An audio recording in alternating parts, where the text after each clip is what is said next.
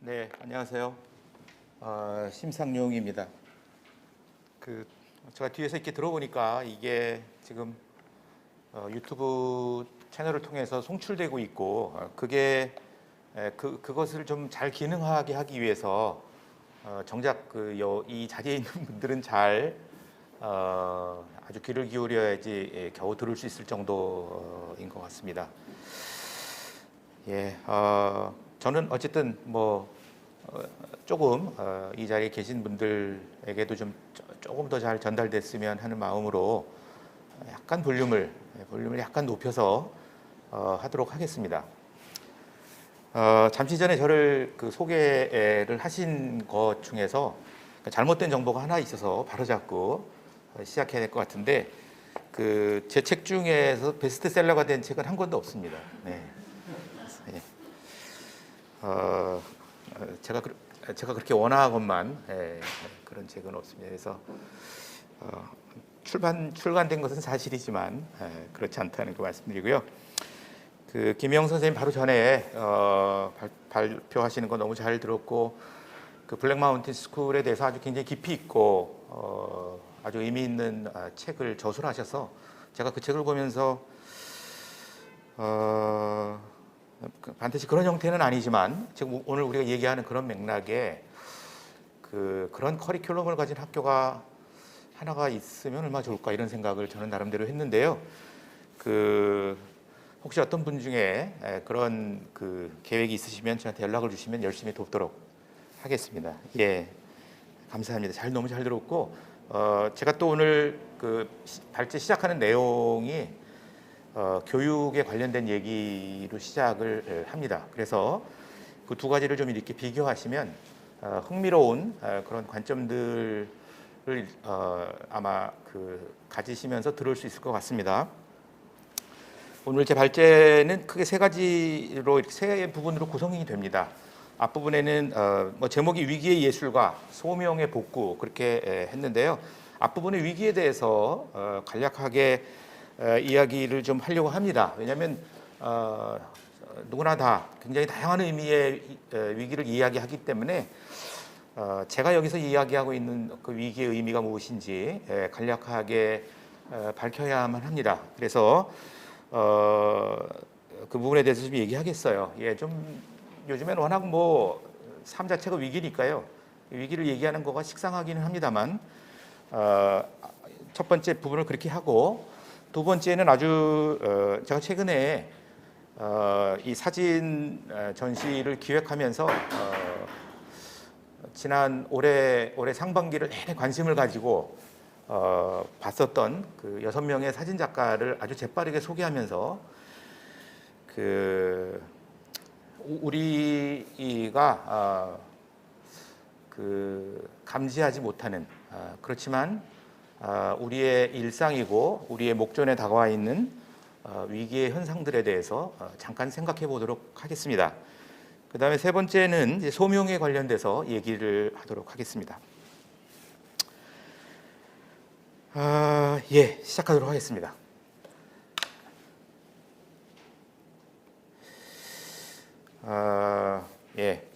넘어가고요. 목차가 이렇습니다. 크게 보면 이렇게 됩니다. 위기의 예술가. 네. 우리가 오늘 제 발제에서 몇 사람에 대해서 좀 집중된 이야기를 듣게 될 것이에요. 그 중에 한 분이 이 말컴 머커리지라는 사람입니다. 캠브리지 대학에서 공부를 했는데요. 그 캠브리지 대학에서 받은 교육이 오늘날까지도 세계적인 명문으로 그렇게 인식되고 있습니다만 그 대학에서 받은 교육이 자신에게 돌이킬 수 없는 환멸감만을 안겨주었다. 그렇게 회고했던 의식과 가면 뒤에 숨겨진 사회를 날카롭게 묘사했던 비평가, 진보주의자, 재능 있는 저널리스트, 그리고 크리스찬이었던 사람입니다. 다행스럽게도 그것이 그의 인생의 처음 사건은 아니었지만 그는 나름대로 성공적인 인생의 이 커리어를 걷고 있었던 마흔이 됐을 때 그는 자살을 기도하기에 이릅니다. 머거리지는 자서전에서 캠브리지에서 보냈던 4년을 가장 쓸모없고 암울했던 시기로 적고 있습니다. 길버트 체스터턴이라는 또 다른 기독교 저술가에 의하면 깊은 무력감 이외의 경험을 기대하기 어려운 것은 단지 캠브리지만의 문제가 아니었던 것 같습니다. 옥스퍼드 대학도 마찬가지였는데 체스터턴은 진실에 대한 냉소적이고 방종한 무관심을 그 이유로 들었습니다. 체스터턴은 영국의 공립 고등교육 과정을 진리를 사랑할 용기가 꺾이는 과정으로 요약한 바 있습니다. 오늘날 이보다 더하면 더했지 결코 덜하지 않을 것입니다. 특히 오늘날 예술학교에서라면 인용문, 그리스도와 유사한 자비심, 세익스피어의 웃음, 사자에 대한 호메로스풍의 깊은 존경심 대신 자신들과 동떨어진 부자들의 편견을 현학적으로 재현할 뿐인 것 외에 다른 내용을 다루는 것이 어려운 일이 되어가고 있습니다. 미래의 예술가들에게 진리를 사랑하는 데 필요한 용기를 논하는 것은 또 다른 용기를 필요로 하는 일이 되고 있습니다. 안식일이 인간을 위해 만들어진 것처럼 예술도 인간을 위해 만들어진 것이라고 생각하도록 하는 것조차 논쟁의 테이블에 올라와 있습니다. 젊은 예술가들이 진실을 향한 용기와 열정의 함량을 키우는 일에 회의와 무력감을 느끼고 환멸의 감정에 젖어들어가는 드센 추위를 지켜보는 것은 참으로 고통스러운 일입니다. 학교에서 진실을 말하는 게 인간된 도리라는 암시조차 주지 않는다.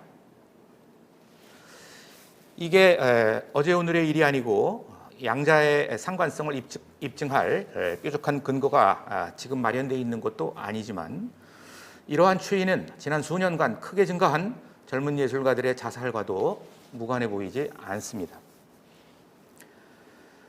이러한 상황은 제게 이 시대 예술가가 간과해선 안 될 실체로서 위기감에 가까이 다가섰음을 알리는 경종으로 인식됩니다. 이 글은 이 질문에서 출발한 생각의 일부를 정리한 것입니다. 이 글의 우선적인 독자는 발표의 우선적인 독자는 보편적 지성을 뛰어넘는 신앙의 도약을 통해 기독교의 일원이 된 사람들이 될 것이지만 그렇다고 이 논의가 종교적 논의의 범주 밖에서는 아무런 의미도 없다는 것을 뜻하지는 않을 것입니다. 네.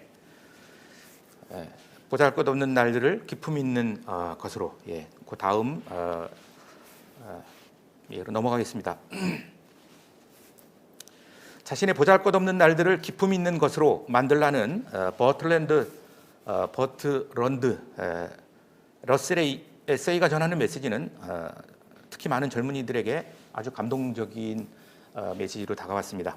러셀은 우리 모두가 공동의 운명으로 묶인 채 밤을 지나는 긴 행군 중이라는 사실을 잘 알고 있고 우리의 동지들도 무소불위의 죽음이 내리는 소리 없는 망령에 붙들려 하나둘씩 사라져간다는 사실을 잘 알고 있으니 결국 우리는 날마다 사랑의 빛을 비추며 살아야 한다고 이야기했습니다. 하지만 그 자신은 그 자신 안에 날마다 사랑의 빛을 비추도록 하는 빛의 근원이 부재하다는 사실을 누구보다 잘 알고 있었습니다. 나는 열정과 힘을 가지고 썼다. 이것은 러셀의 책에서 인용한 것입니다. 나는 열정과 힘을 가지고 썼다. 왜냐하면 내가 진정한 복음을 알고 있다고 생각했기 때문이다. 하지만 지금 그 복음에 대해 나는 냉소적이다. 그것은 인생의 테스트를 결코 견디지 못할 것이기 때문이다. 네.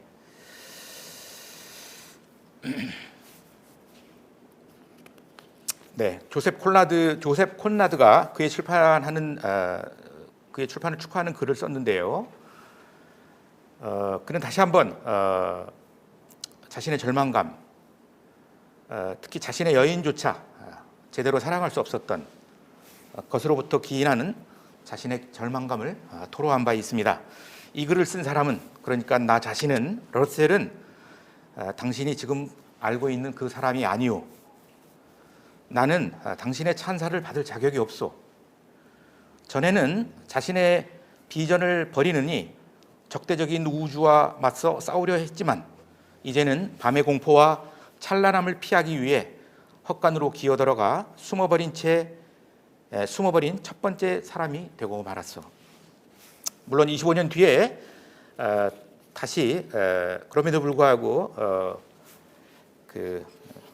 자신의 생각, 자신의 그 사상에는 큰 변화가 없다고 그렇게 쓰기는 했습니다만, 또 한 사람을 우리가 만나 봅니다.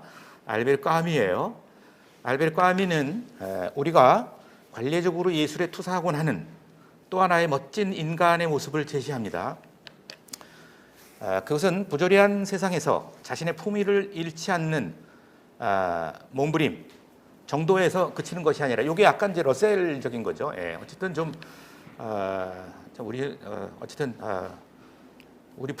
품위는 좀 잃지 말자, 이렇게 이제 이야기한 것이라면, 까미의 것은 세상에 맞서 투쟁하는 인간입니다. 까미의 비석에 시지프 신화에 나오는 한 구절이 새겨져 있는데요. 정상 자체를 향한 투쟁은 인간의 마음을 가득 채우기에 충분하다. 그렇게 되어 있습니다. 이러한 인간형이 지난 세기 전위주의 미술을 서구 전위주의 미학을 꽃피웠던 근간이 되었음을 우리가 잘 알고 있는 사실입니다. 투쟁하는 예술가, 세상의 부조리와 맞서는 예술가, 이런 것이죠. 하지만 까미 자신은 그 투쟁의 결말을 알고 있었습니다. 투쟁의 결과는 정해져 있으며 그 끝은 끝나지 않은 패배일 뿐이라는 사실 말이죠. 그것은 그의 소설 페스트의 주인공 류예 박사의 입을 통해서 고백된 내용입니다. 페스트는 언제 어느 곳에서든 불쑥 나타날 것이다. 악은 지구 위를 다시 활보할 것이다. 실패는 영속적일 것이며 투사들은 악의 기승을 부리는 광경을 바라보며 그들의 무덤으로 향할 것이다. 그리고 이제 하나의 철학적 화두가 도출됩니다. 그러니 인생이 굳이 수고하면서 살 가치가 있는 거야. 인생이 굳이 수고하며 살아야 될 가치가 있는가를 묻는 것, 곧 자살이야말로 가장 중대한 단한 철학적 질문에 대한 해답이다 라는 결론에 도달합니다. 이것이 그의 에세이 시지프의 신화에서 1942년에 출판된 까미가 했던 이야기입니다. 우리는 이런 이 시지프 신화의 그 결론으로부터 이런 질문을 갖지 않을 수 없습니다. 자살이 마지막 남는 단 하나의 철학적 질문이라면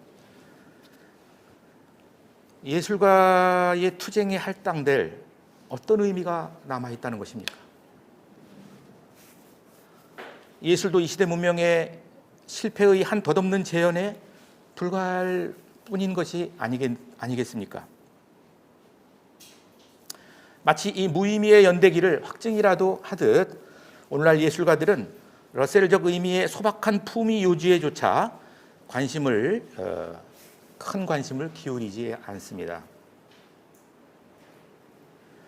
예술을 소중히 여기는 예술가의 정신은 예술혼, 바로 그것으로부터 시련을 견디는 고상한 행동 양식. 에르하르트 베티게라는 철학자는 시련을 견디는 것이야말로 인간의 가장 고상한 행동 양식이다라고 했지만, 도대체 무슨 근거로, 무슨 힘으로 시련을 견디겠습니까?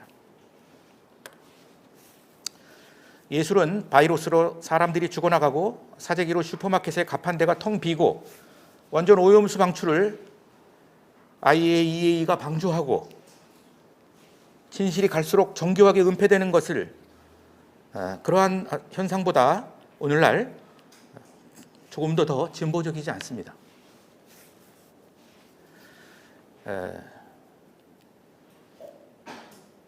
마치 악한 마법에라도 걸리기라도 한 듯 죽음의 운명이 이 세계 위에 드리워져 있습니다. 디트리 본 회퍼가 설교 가운데 한 구절입니다. 예. 악의 현현에 그럼에도 불구하고 악의 현현에 아무런 저항의 움직임도 보이지 않는다면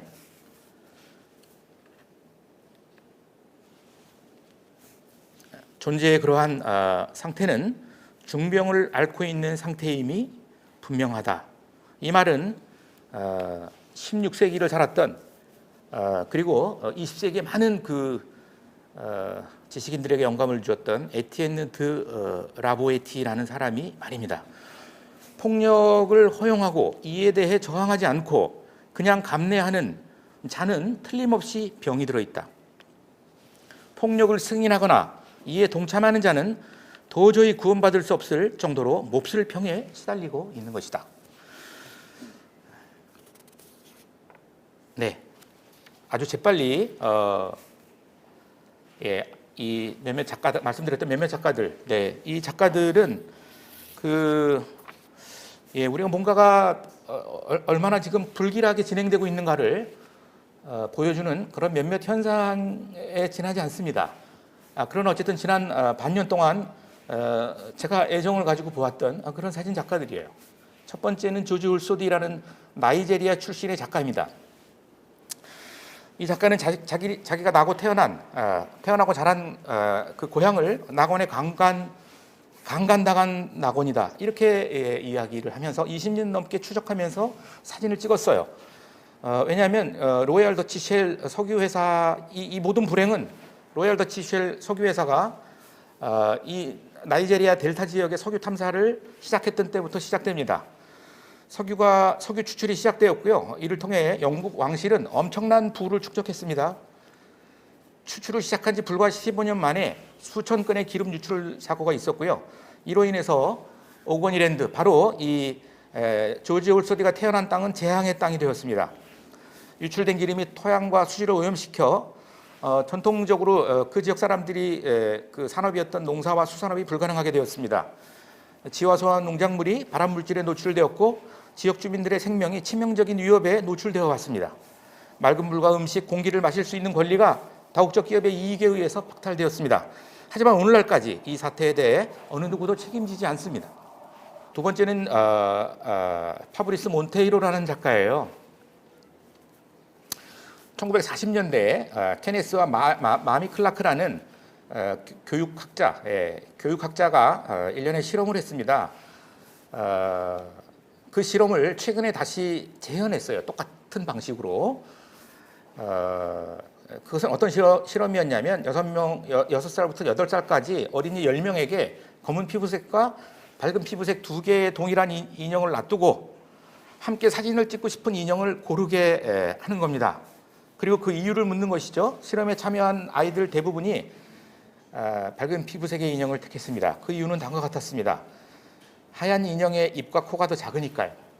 이것은 우리의 그 미의 기준이 얼마나 쉽게 조작될 수 있는가를 상징적으로 보여줍니다. 하얀 인형은 깨끗하니까요. 우리의 위생에 대한 우리의 관념조차도 중립적이지 않습니다. 아직 흑인들이 발명한 건 아무것도 없으니까요. 흑인들에게 그럴 수 있는 기회가 주어지지 않았죠. 다른 인형은 피부색이 어두운데 그건 좋지 않아요. 이건 조금 더 본질적이에요. 어두운 피부색은 안 좋아요. 뭔가 불길해요. 기분 나빠요. 하얀 인형이 백인을 의미하니까요. 이것이 아주 최근에 실행된 실험이었습니다. 지난 마틴 루터 킹에서부터 끊임없이 인종에 대한 우리의 그 계몽된 지성이 진보를 거듭해왔다고 했지만은 이 실험을 통해서 드러난 것은 인종에 대한 우리의 차별, 뿌리 깊은 차별은 전혀 진화되지 않았다는 것입니다. 왜냐하면 자기에 대한 자긍심조차도 없으니까요. 네이트 라르손입니다. 제가 좀 약간 좀 인종에 관련된 쪽으로 약간 좀 포커스를 좀 맞춰서 몇몇의 작가를 가져왔지만, 단언컨대 모든 주제, 모든 분야에서 이와 같은 부조리가 진행되고 있습니다. 2020년 5월 미니애폴리스 경찰관에 의해서, 우리가 다 기억하고 있죠? 조지 플로이드가 질식해서 사망했습니다. 그래서 이것 때문에 전 세계에서 블랙 라이브스 매터 운동이 일어났고요. 변화의 선언들이 연이어지고 있습니다만은 어떡합니다. 정작 변화는 요원합니다. 여러분, 변화가 가능하겠습니까? 가능할까요? 우리는 여전히 야만적인 계층사회 주변을 서성이거나 더 후퇴하는 중입니다. 이 문명은 이간과 분열, 인간들 상호 간의 조화로운 관계를 부수는 햄머질에 근원적으로 의존하고 있습니다. 나는 노스 에비뉴, 펜실베니아 에비뉴에서 볼티모어 시위 사진을 찍었다. 거리를 가로막은 폴리스 라인으로 인간벽을 만든 27명의 경찰관 초상 사진을 통해 배지 번호나 명패가 없는 상황에서 새로운 책임의 촉들을 모색하기 위해서. 이거 흥미로운 얘기인데요. 어인 올라프라는 네덜란드 작가입니다. 얀 밍가드라는 스위스 작가인데요. 얀 밍가드는 2009년부터 2013년에 걸쳐 유럽 전역에 21개 비밀 현물 예탁 시설들을 추적합니다. 그 안에 보관 중인 온갖 비밀들, 연구 중인 유기체, 실험 기자재, 물품과 재료, 샘플과 데이터 등을 촬영했습니다. 밍가드의 추적에 의하면 이런 추적자들이 존재한다는 게 고맙다는 생각이 들어요. 이 사람에 의하면 오늘날 자본주의 시스템은 진실이 아니라 진실을 감추는 것에 의해서 유지됩니다. 이 시대는 진실이 아니라 진실을 감추는 데 점점 더 많은 돈을 씁니다. 예탁자들, 이거 이제 예금을 맡기는 곳은 은행이고, 여러 가지 그런 어떤 데이터들, 현물들, 물건들, 이런 것들을 맡기는 그런 시설들이라는 것이죠. 이런 것들을 이용하는 이런 시설을 이용하는 사람들은 모두 부자이거나 권력자들입니다. 비밀 보장은 엄청난 비용을 요구하기 때문에 부자가 아니면 비밀을 유지하기 어렵죠. 역사의 거의 모든 시대의 권력과 부는 그것을 유지하는 데 필요한 더 많은 비밀의 산물들이다. 저는 이 말이 너무나 마음에 와닿았어요. 역사의 거의 모든 시대의 권력과 부는 그것을 유지하는 데 필요한 더 많은 비밀들의 산물이다. 만약에 우리가 어느 날 낱낱이 진실들을 알게 된다면 우리가 역사에서 배웠던 그 부와 권력에 대해서 마찬가지로 존경할 수 있을 것입니다. 그리고 그것이 내가 실현해야 될 내 꿈이라는 그런 신념이 계속 유지될 수 있을까? 이로 인해서 자본주의를 신봉하는 경제학자들은 결국 실패할 운명밖에. 왜냐하면 정말 중요한 자료들은 다 비밀이기 때문에 드러난 자료들만 가지고 연구해봤자 그 연구 결과도 진실을 드러내기에는 역부족일 것이다. 제 얘기가 아닙니다. 얀 밍가드라는 작가의 이야기입니다. 이 작가가 경험한 세계예요. 소명에 대해서 이야기하겠습니다. 시간이 어느 정도 남았나요? 5분 남았습니까? 네, 큰일 났네요. 혹시 죄송하지만 물 좀 갖다 주실 수 있어요? 네.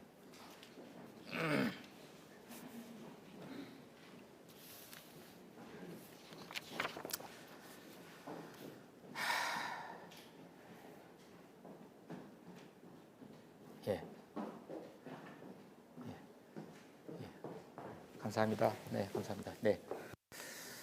그러니까 아까 심 선생님이 5분 정도 더 쓸 수 있다고 그래서 한 10분 정도를 남은 것으로 생각을 하고 얘기를 마치도록 하겠습니다. 네, 죄송합니다. 프랑스 구조주의 철학자 루이 알티스르에 의하면 유감스럽게도 우리는 거짓, 이데올로기라는 이름의 거짓에 매우 잘 반응하고 복종하는 존재입니다. 저는 저 자신을 돌아봐도 이 얘기가 맞다고 생각해요. 게다가 이 시대는 이데올로기 조작이 아주 횡행하는 시대입니다. 이 역시 알티세르의 그 관찰입니다. 자, 그렇다면 이데올로기가 어떻게 사람들의 마음에 노예의식을 심는 것입니까? 우리는 어떻게 그렇게 쉽게 이데올로기에 의해서 조작되나요?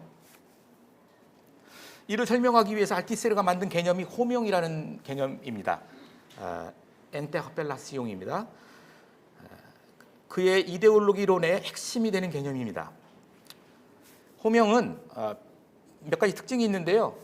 피호명자, 이거 강제하는 것이 아닙니다. 이게 왜냐하면 우리 내면에 이렇게 들어와서 그 이데올로기의 통제 아래 저항 없이 편입되도록 만드는 상상적, 상징적 기제다. 그렇게 이야기합니다. 약간 어려운 얘기죠. 이것이 호명의 진정으로 억압적인 측면이에요. 왜냐하면 당사자는 자신이 여전히 자유롭다고 생각하고 있어요. 그러니까 약간 좀 풀어서 얘기하면 우리가 뭔가 막 갖고 싶어 하는 거, 우리가 뭔가 막 성취하고 싶은 거, 그거 호명의 작동일 수가 있다는 것입니다. 네, 우리 인식의 감각에 아주 라디컬한 왜곡이 일어나는 거예요. 그래서 평생 그 호명이 우리에게 심어준 그 꿈, 그 야망, 그 성취를 추구하다가 인생의 많은 시간을 보낼 수도 있습니다.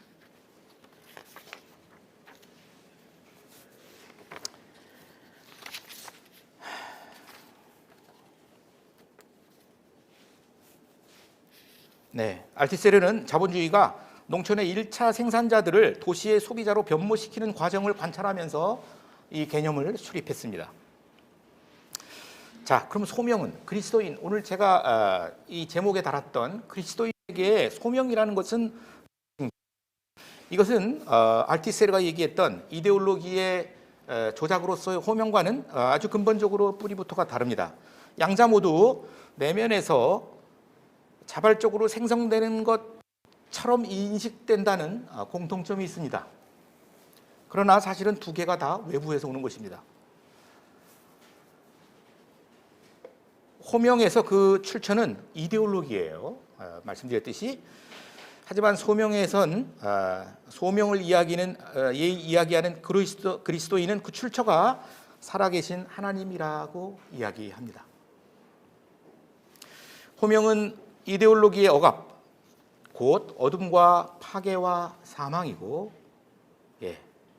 소명은 진리와 생명의 밝은 빛으로부터 오는 것입니다.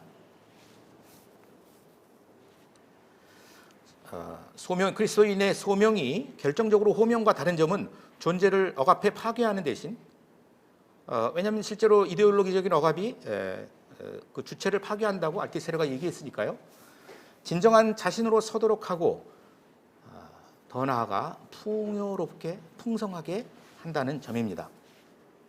자, 그렇다면 소명은 어떻게 사람을 진리 위에 세우고 밝게 빛나게 하는 것입니까? 이를 위해서 하나의 이 사례를 만나야 하는데요. 그것이 제가 처음에 얘기했던 멜컴 머거리지입니다. 멜컴 머거리지에 대해서 이야기하겠습니다. 1943년 머거리지는 캠브리지 대학 이후에 꽤나 성공적인 경력을 쌓아갔습니다. 하지만 그의 나이 40 되던 해에 자살을 기도했습니다. 당시의 심정에 대해서 그는 자서전에서 이렇게 썼습니다. 유난히 무력감과 패배감 그리고 공허감이 가슴에 파고드는 밤이었다. 그때 나는 김 빠진 술과 절망감에 취해 누워 있었다. 이 세상에서, 아프리카에서, 로렌코 마르키스의 해변에서, 그리고 이 집안에서 나는 철저하게 혼자였다. 아니, 우주에서, 영혼 속에서 나는 혼자일 뿐이었다. 창궐한 어둠 속에서 희미한 불빛조차 보이지 않고 귀 기울여 들을 만한 희미한 인간의 음성도, 어떻게든 다가설 인간의 마음도, 다시 돌아갈 하나님도, 내 손을 잡아줄 구세주도 없었다. 그렇게 나는 혼자였다. 전쟁이 가져다준 유일한 위로인 죽음에 대한 환상에 속아 마지막으로 내가 취할 수 있는 단 하나의 선택은 죽음밖에 없었다. 나 자신을 죽이기로 한 것이다.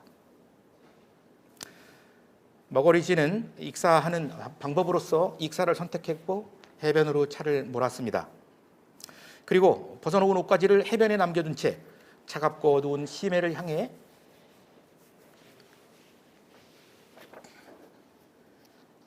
헤엄치기 시작했습니다. 전술했듯 그는 캠브리지 대학에서 그에게 가장 쓸모없고 암울했던 4년을 보냈고 이후 인도에서 3년을 보냈습니다. 그는 세계 여러 지역을 돌아다녔습니다. 무언가 자기를 붙잡아 줄 것을 찾아서요.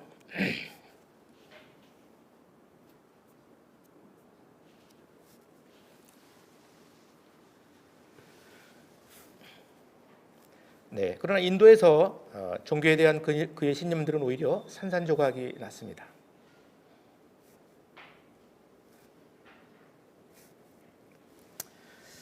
꿈꾸는 열정적인 사회주의자로서 스탈린 치하의 러시아를 찾았지만 그곳에서 보낸 2년은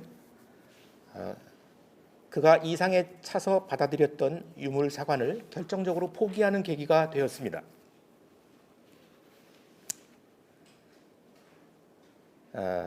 여러분 아마 아실 분이 있으실지 모르겠지만 이 머거리지는요 순전히 기아만으로 400만 명 이상이 죽은 1942년에서 33년 사이 스탈린 치하의 러시아를 가장 먼저 고발한 지식인이었습니다. 그는 죄송합니다.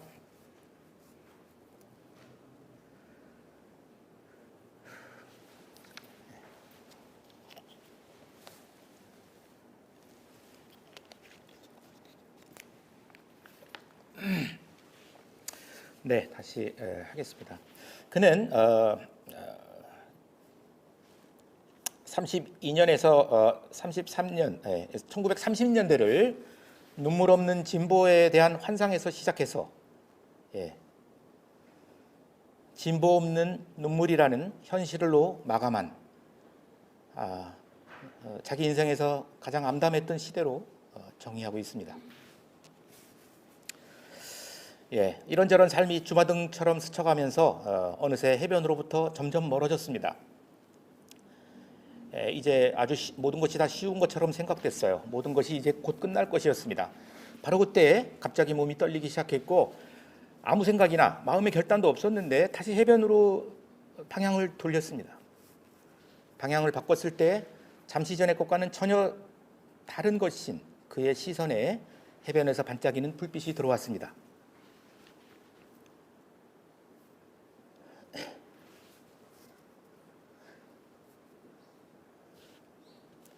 네, 그 자서전에 이렇게 적고 있습니다. 그것들은 세상의 불빛이었다. 우리 집에 내가 속한 거주지의 불빛이었다. 나는 거기에 가야 했다. 그리고 전에 한 번도 경험하지 못한 주체할 수 없는 기쁨이 뒤따랐다. 마치 황홀경처럼 그때 그 모잠비크의 해변에서 그리스도를 향한 회심이 일어났던 것은 아니었지만 그 순간 분명히 어떤 부르심이 있었고 그것은 그의 이후의 삶을 통해 지속적으로 확증되었습니다. 당시에는 거의 의식하지 못했다. 머거리즈가 하는 얘기죠. 당시에는 그것이 무엇인지 잘 의식하지 못했다. 하지만 어찌된 일인지 그 이후 나는 가치관과 소망과 추구하는 것에 있어서 총체적인 변화를 경험하고 있었다. 머거리즈는 자신에게 일어난 총체적 변화의 일부를 시각적으로 묘사합니다. 나는 자라는 작은 동굴 속에서 사슬과 수갑에 매인 채 머리 위쪽에 난 쇠창살에 달린 조그만 창을 통해 들어오는 희미한 불빛을 바라보았다. 그 빛을 본 뒤로 그 빛에 대해 탐구하기 시작했다. 새로운 탐구를 시작할 수 있는 열정이 내 마음속에서 다시 샘솟았다. 그리고 훗날 그는 그때 모잠비크의 해안에서 보았던 그 불빛이 어거스틴이 말한 바로 그 하나님의 도성의 불빛과 다르지 않았다고 고백했습니다. 그리고 이렇게 말해요. 인생에서 일어나는 모든 사건은 하나님이 말씀하시는 비유들이다. 삶은 그것을 취할 때 예술이 된다.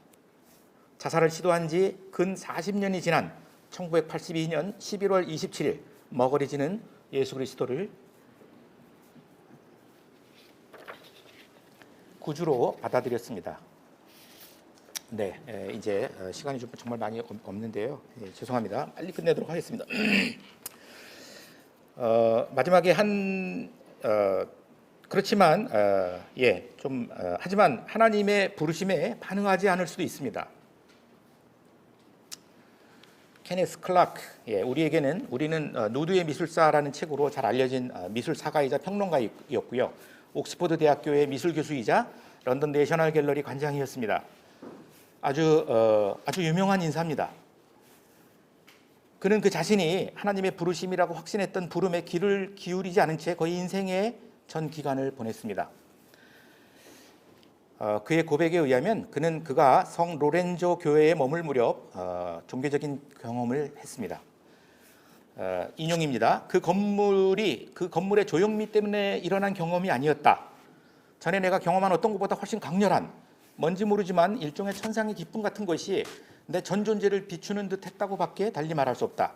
그런 마음의 상태는 몇 달 동안 지속되었다.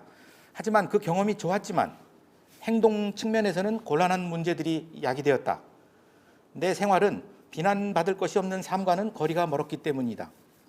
나는 모든 면에서 그런 은혜의 폭포수를 받을 만한 자격이 없었기에 아마도 이 경험은 결국 잠깐의 환상으로 끝나버리고 말 일이었다.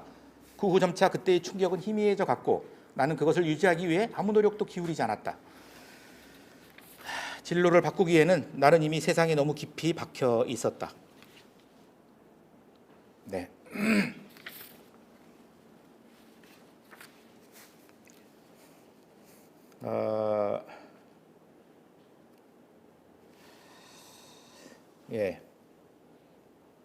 가만히 있어 보세요. 실망이.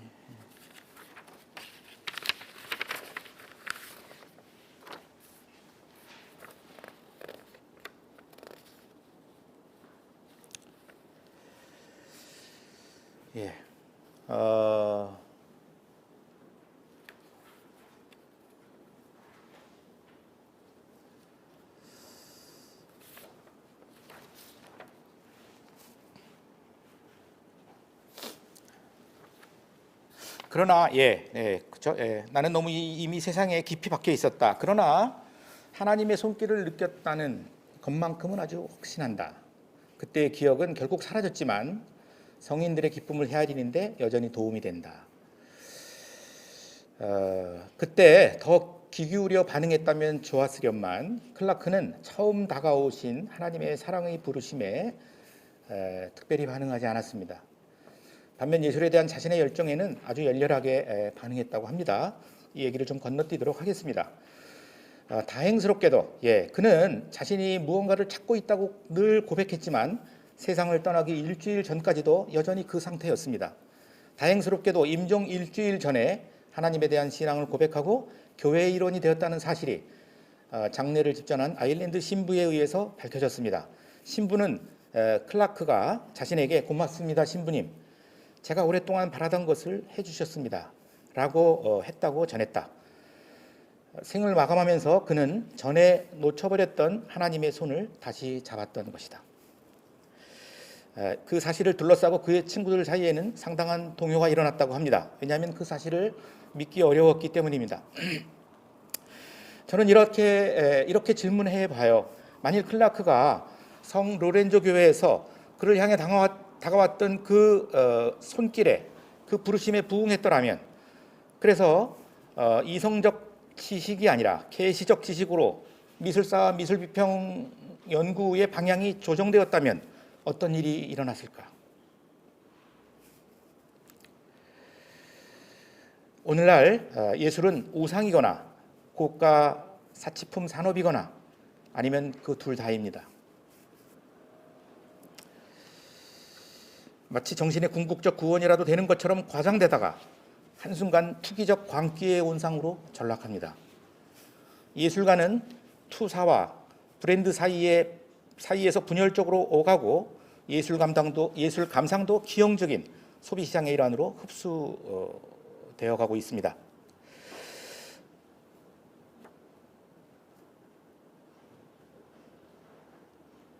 예, 복구되어야 하는 것은 좀 다 하면은 좀 시간이 걸릴 것 같고요.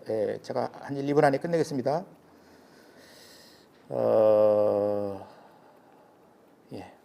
소명을 복구하는 일이 무엇보다 시급하지만 이 일은 오늘날 새롭게 등장한 개인주의,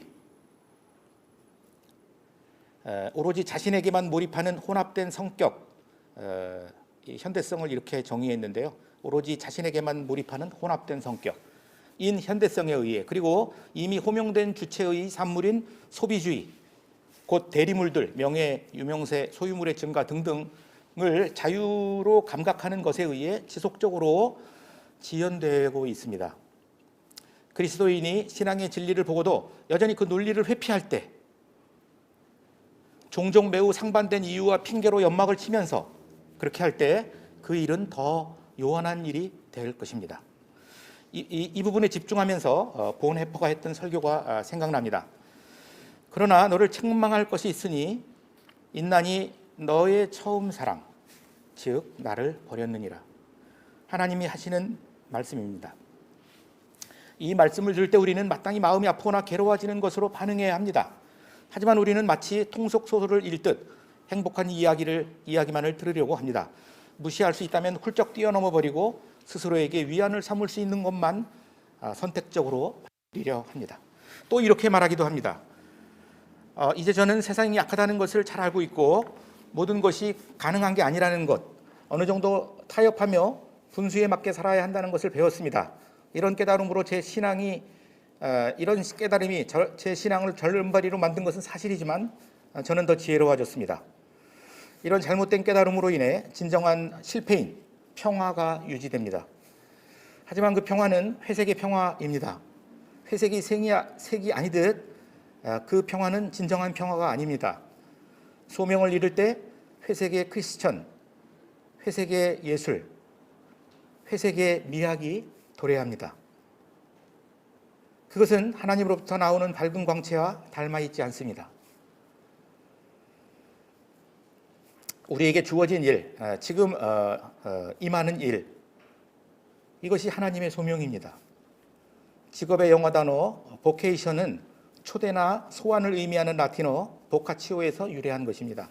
이 시대가 비참하고 어둡더라도 그리스도인은 냉소적인 회의론자나 풀죽은 비관론자가 될 수 없습니다. 그리스도인은 이 세상에 대해 기대하는 것이 적기에 도리어 이 세상 한가운데서 이미 기쁘고 쾌활하게 사는 사람입니다. 그리스도인에게 세상은 영원으로 돌아가는 씨를 뿌리는 밭이기 때문입니다. 오직 하나님의 뜻을 행하는 이는 영원히 거하느니라. 소명은 우리를 이 세상에 두신 하나님의 약속의 표시입니다. 소명을 통해 우리가 하는 일 안에서 매 순간 하나님과 만나는 것입니다. 이상입니다. 감사합니다.